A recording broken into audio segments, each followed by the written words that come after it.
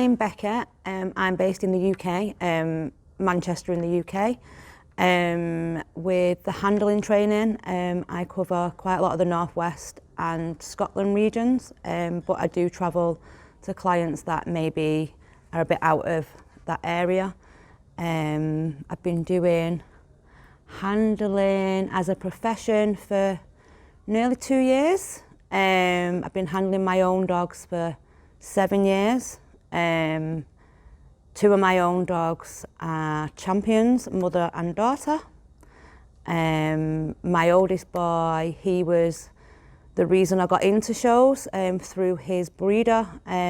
He was encouraging me to take the dog to shows, and once you get sucked into one show, you see the rosettes, you see the wins, and you see the enjoyment people get out of their dogs placing and things. So me and my oldest boy, who is retired from showing now, we were showing for seven years. My first encounter with dog in general was probably when I was growing up. Like I said, I've always had dogs. The first breed I had was a beagle, which is a working hunting dog to a degree. And then it sort of went on to like the working Cocker Spaniels, the Springer Spaniels. So I've always been around working dogs. Like my dad used to do going off shooting, like the sport and stuff, with the hunting dogs. So I used to go with him when he'd go do the training and working on like the commands and the obedience and stuff. So I've always sort of been involved in the basic of a dog, basic obedience, training them to a high degree that they know what the job's for. So I've always had dogs in my life, and like I said, it's always been where they've not just been like a couch dog. There's always been something about them, something where you can do something different with them and stuff. So, and that's why I got the Alapa, because it was the best of both: house dog, working dog, and then also took me into the show direction. So my dogs are Alapa Blue Blood Bulldogs. They originate from America and were imported into the UK. I don't know how many years ago, but a real good few years. I got into the Alapas because I've always had big working dogs. I've always had dogs all my life, grew up with different types of working dogs. And when the dog I had before I got Zook passed away, there was just a void. And I wanted a dog that I could do working events with. So I researched and found the Alapa Blue Blood Bulldog. It ticked the boxes for me as what I wanted to get as from an owner. So they could be pets, but you could still do working side. And it was only when I went and picked Zook up and spoke to his breeder that he said about the shows, the different shows. There was the IABBR, which is what their main registry is, and then there was the ABKC. Zook's first show was an ABKC show in 2016, and that's when I walked into the ABKC world with the bullies, and from there seeing the different varieties of the American bullies, I was interested in going to more shows. So me and Zook went to all the shows in the UK, as well as doing the show side with him. We did the working protection side, so Zook's fully protection trained. And then with just having him, you get addicted. So I went then and purchased my adult female. She was, her mum was imported, so my female is 1 out of 3 sisters in Europe with that bloodline. And then it went on to breeding. I did research into it. I didn't just step into and think, oh yeah, I'm going to breed. And it's just there for breeding its ease. I made sure before I bred that they were all both fully health tested, hip and elbow scored, all genetically tested and clear, that the blood works actually matched. The IC on the breeding was a low percentage, and I was bringing something different into the breed. In my eyes, as a first-time breeder, I wanted to better the breed. I didn't want to just be that breeder that just bred. I wanted to better the breed. I had a vision, and I wanted to outproduce what I had in house. So we had our first litter, and 6 pups. Some of them went to pet homes, 1 or 2 went to show homes, and they have done a few shows. But for me as a breeder, the love in the home is more important than the other bits and pieces. As long as they've got a 5-star home, that's. And out of that litter, I would say one male one male was better than his dad. So I did get what I wanted to get. And then two years ago, I bred my adult female again with another dog that has got a limited blood in like the UK. His bloodline's very limited. He was bred from frozen semen that was imported from America, so I was going back to original lines. And again, we had 6 pups. I kept 1 back, sold the others. The one I kept back is now a champion and is 1 champion win away from Grand Champion with the UK BKC. She's already got points and a major at the ABKC. We're just waiting for more UK ABKC shows so I can showcase her there and hopefully make her a dual champion. And one of the sisters that went to like just a pet home, he sort of did what I did, got a dog, and then he got pulled into the shows by the breeder, which was me, and he now owns a champion female. So I've got 2 sisters that are now champion females. So that's like that's my sort of background on breeding. I've only done 2 litters I've had Zook 7.5 years, Zala 6 years, so I've only done 2 breedings. For me, it's not about just breeding, it was always about bettering the breed, and that if I bred Zala, the studs had to be better, they had to tick the boxes. And sometimes it's hard to find a dog that does tick all the boxes. I am fussy, I won't just put her to anybody.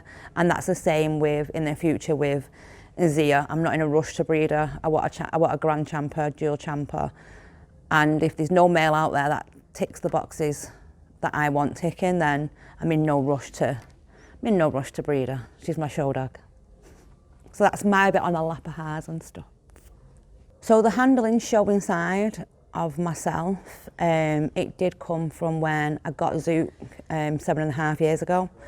His breeder wanted his litter to start to go to shows, so he was doing it as like a family sort of thing. So the mum was going, he wanted her offspring to go. The dad to the litter, he was an international grand champion. So it was sort of, he wanted to push what the dogs could do in the show ring. So he was the one that got us into going to shows. Me and Zook got into going to shows. So again, our first one was in 2016 with the ABKC. I went, didn't know what to expect. I think I'd YouTubed a little bit, like it was all very new, it was all very alien. I walked into here not knowing what to expect. I think the only thing I knew was that the dog had to be on my left-hand side and you had to try and get him to stand a certain way. That is all I knew. I was like, went in blind. I went in, he placed first, he placed a second, so I was like, oh, you get a bit of an adrenaline hit. Right, when's the next one? We did his next one, again he took a first, and I think then he took a second again, I think. And with doing that, I was seeing more and more of things that you could win and stuff, and when people won them sort of things in the ring, the enjoyment and stuff that gave that person. So after our second show, I did a bit of digging around local to me, and I found a ring craft class, and didn't know what to expect. Just said, I've got this breed. We have our own registries in the UK that it does go to shows with. Can I come along to training? Yep, we went along, didn't know what to expect. All I knew is we had to have like some sort of show collar lead. I couldn't have him on a normal collar and lead or harness. So we went along, and for my first time, I could see how people treat other breeds very differently. It was a bit of an eye-opener. Like, I enjoyed it, I learned a lot. I just had people questioning what breed he was, and doubting that he was a show dog. And it was only when I showed them pictures like with his rosettes and stuff, and they were a bit more understandable, but it did open my eyes to how people perceive larger breeds that are not known to them. So we did our first one, it all went fine. We went back and did our second one, and there was somebody different running the class, and I got a very completely different sort of vibe where it didn't sort of suit us. So from then, at that time, Zoot was working with his trainer who did all his Zoot's obedience work and his protection work. And he'd worked with a La Paz, different breeds, bullies, through everything that he does. And he was the one that gave me instruction and direction of how to get Zoot to move properly, like what reward bases to use, what commands to use, how to get him to sort of stand still while being checked and different things. So I owe a lot to him with Zoot's obedience and what I learned. Then going to shows, I was watching other handlers in the ring, people with their dogs in the ring, how they presented their dogs in the ring, how they were able to hold the dog's collar and move the legs, move the feet, and get them to position properly. And it was only through experience and going to shows, watching YouTube, watching other handlers through Facebook, that were well known with the ABKCs and stuff, that I was able to perfect certain things with Zook. And then when I got Zala, she was a lot easier to do show training with than Zoot was.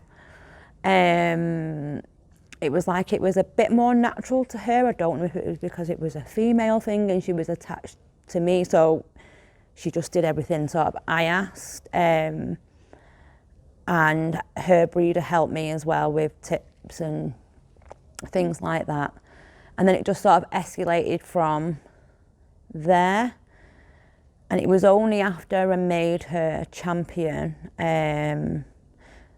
So she started her show career in 2017, where she was a 16-week-old pup, and she took her first place and her best female, and I was like, oh, I'm onto something here, like, and everyone was really bigging her up, and I was like, oh, we could sort of go far. So again, doing all the shows that we could, learning. So from the handling point of view, I'm more self-taught than me going to courses and bits and pieces. I'm self-taught. I still learn to this day. I still watch others.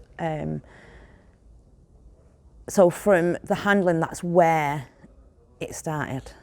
So just before COVID, that was when Zala champed. And so obviously people knew, I knew quite a few people in like the dog world by then, just from going to shows, saying hello to them, and through friends and things like that. And it was when, during COVID, obviously I was out doing a lot more with the dogs. Like, you couldn't do anything else. So I was more learning myself. And then it was only when it finished and people started talking about shows, and I think people invested a lot of time and stuff into dogs during that time. I was approached, because a show date I think had been put up, and I was approached by somebody I knew, because I handle my own dogs and stuff, would I handle their dog in the ring? So I was like, oh yeah, why not? I'll take my friend's dog in the ring. So I started doing a bit of ring craft with their dog, just going down to where they were located and just doing bits and pieces, like getting the dog to stand and stuff. And then because of what their business was, they were doing grooming and things like that. More people were seeing and asking, oh, is that getting ready for shows and stuff? And I'd love my dog to stand like that for a photo shoot and bits and pieces. So I just had people like inquire, like I was working full time at the time, and I was just doing it like on a Saturday and a Sunday. And then it just sort of escalated from there. So I did my first show handling others was the very first Merle Mania back in 2021 at Bowlers. Very, very first one. I only had like 1 or 2 dogs, like it was all new to me handling somebody else's dog. But seeing the owners at the side of the ring smiling, knowing that you're doing their dog justice and stuff in the ring, like it's then just sort of went from there. So I was getting more inquiries to do some show training. Can you handle my dog if there's a show coming up? I mean, at this point, I'm still learning. I'm still working with my dogs all the time, perfecting what I do, doing selfie videos and working back through and criticising myself. Like, I'm my biggest critique ever. And then there was another Merle Mania in the December. And I had a lot more dogs. I placed a lot more dogs, and it was sort of like, actually, this is something that I get enjoyment from. It's something that I find beneficial. Like, I love working with dogs. Like, I've always been a dog person. And it just sort of went from there. So I stopped working full time in 2021. And did the training and handling as a pretty much full-time job.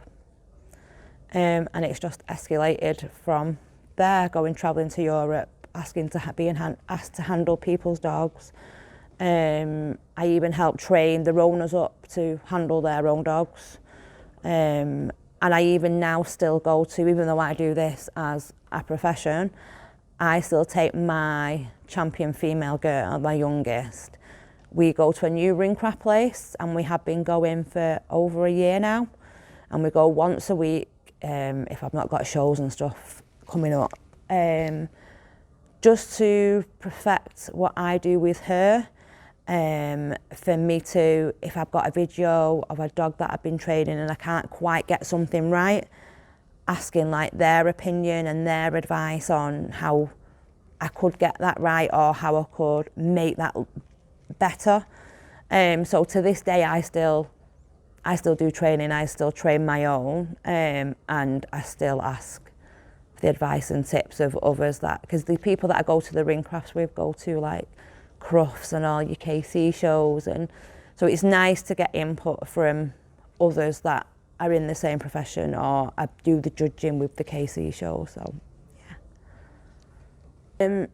With regards to people coming to me for training, so I always do the first session as like an assessment session of the dog. I'm very honest with the owners. I go through like the breed standard with the owners. If the dog's got a fault or a flaw, I make sure that the owners are aware of that, just so they know that I am honest with them. I'm not bigging every dog up that comes to me, because dogs do have faults, do have flaws.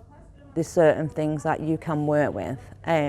So we always do like a first session where they come to me. Sometimes it could be a puppy, an older dog. So the training sort of obviously differs to each dog, how obedient that dog is. Some dogs come and they've got no obedience, so we have to go a bit back to basics, getting the dog to walk properly on a lead. I have dogs that come and they'll just do as you ask straight off, so they don't need much training. Like, you can just hold the collar and the dog will stand there while you fix and move legs, or you correct the body position, you check teeth. And so every dog that comes, is never any dog that is the same.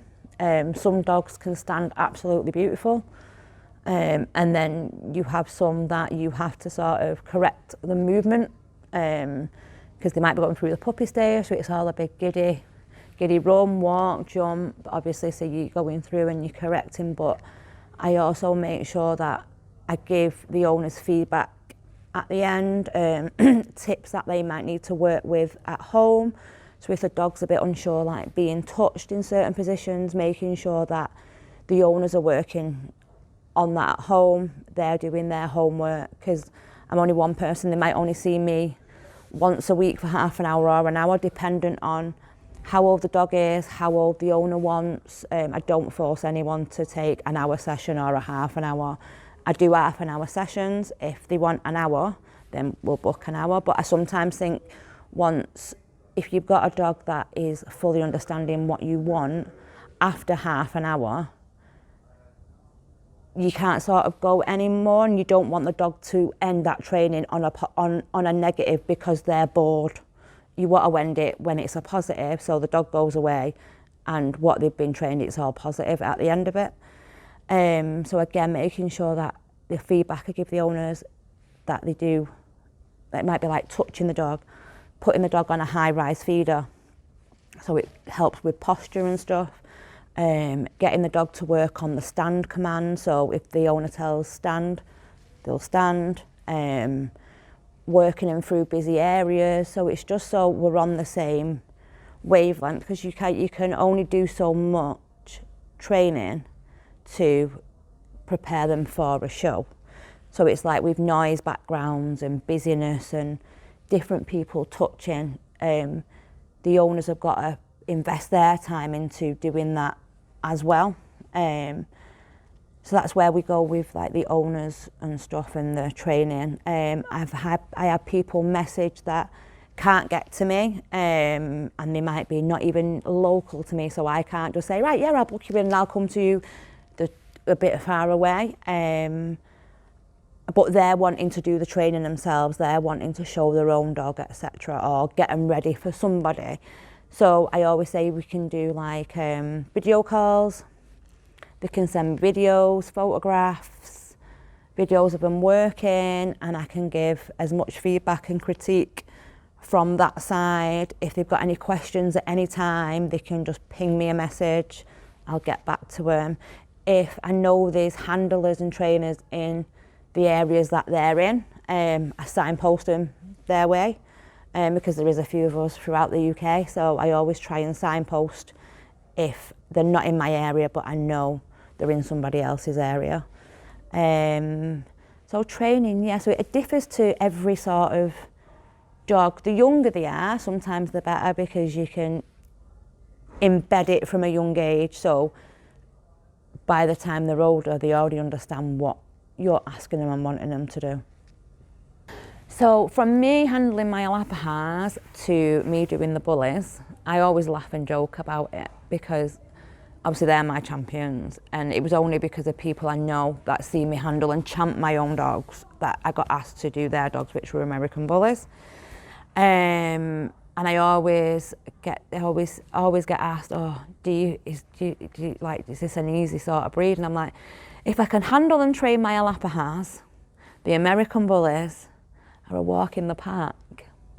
So it's never been sort of where I didn't want to do it or anything like that. It was more of, I got asked, I love the breed from watching it when I started showing Zook in 2016 at ABKCs. I love the breed, and then being given the opportunity to be asked to do a bit of training and do a bit of handling with one of my friends' 1 or 2 dogs, I was like, oh, it's amazing. And then it's just sort of escalated from there. But I always said, my boy especially, if I could get him to stand still in a ring, any dogs will walk in the park. So with ringcraft, obviously I see a lot of other breeds. I don't just, I have cane corsos that come to me for training and handling. So I do a variety of breeds.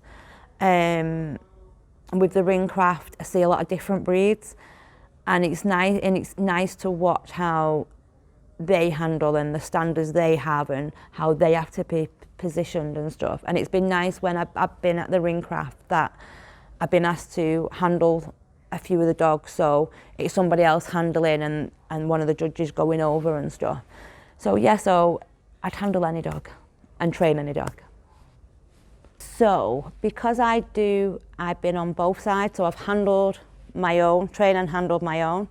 I've trained and handled others. I've handled others that I've not trained. It's been, oh, can you take my dog in? Not a problem.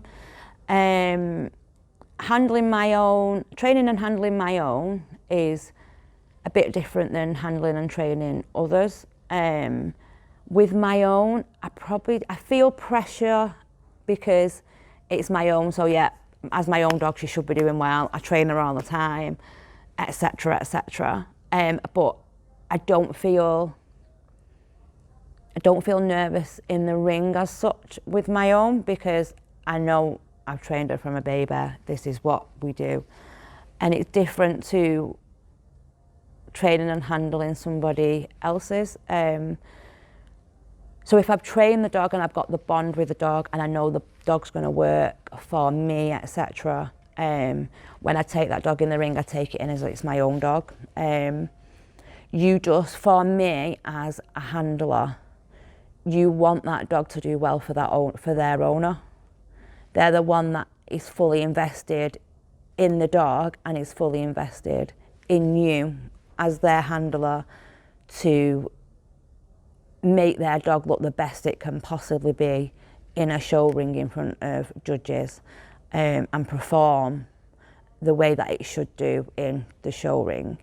So I get more, so I feel not nervous as such, it's more of I want to walk out and that owner be pleased with how myself and that dog have performed in that ring, regardless if we've got a rosette or not.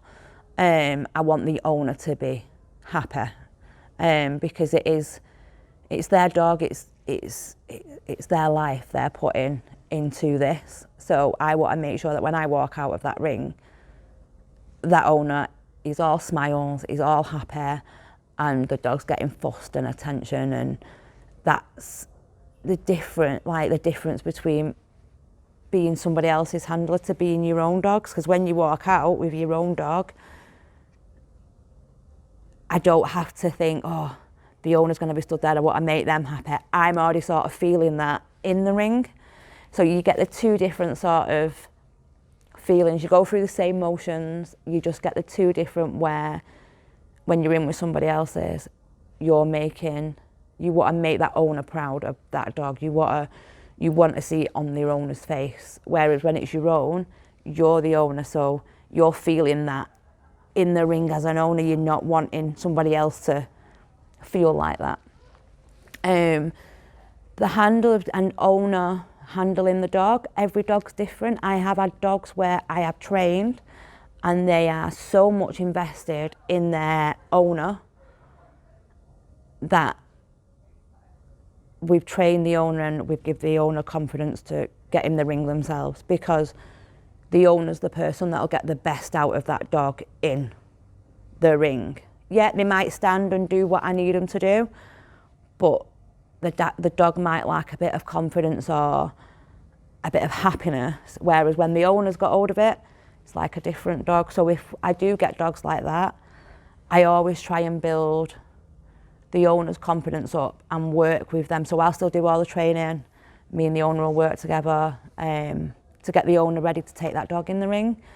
Because I think sometimes dogs can work better for their owners. Especially if they've got that relationship, that bond, they're the ones doing it with them all the time at home and stuff.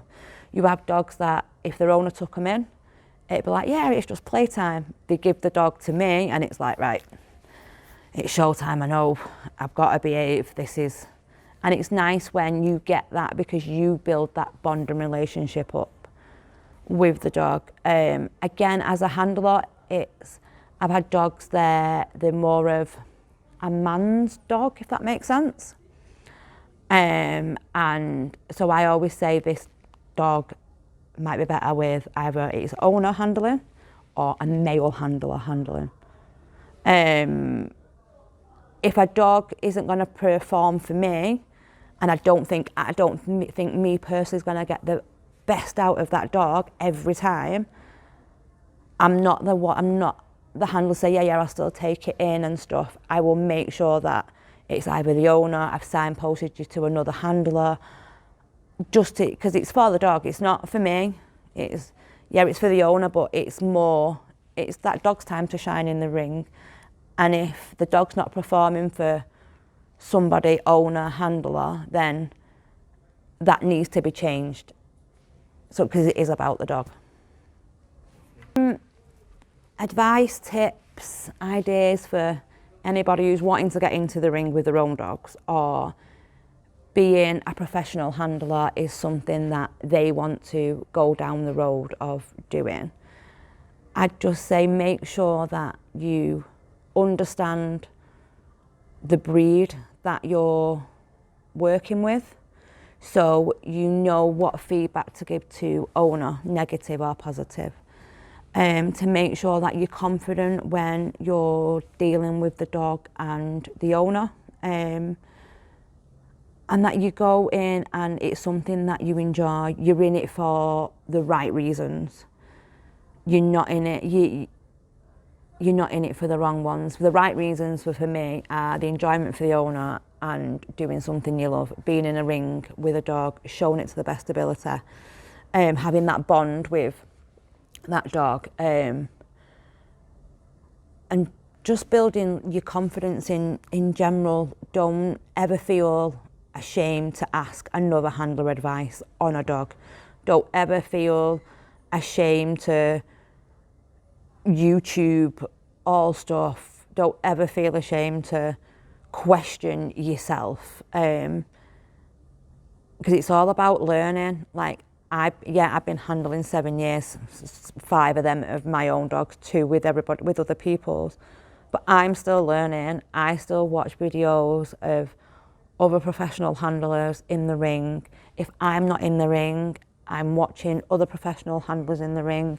I'm messaging others for tips, or if I post something and another handler might send me a message saying, Beck, maybe you want to try X, Y, and Z with this dog.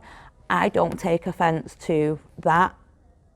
That's learning for me. And don't ever take offence if anyone criticises you or questions or comments on things. It's all learning. You've got to take it in a positive light to better yourself as a person and as a professional handler.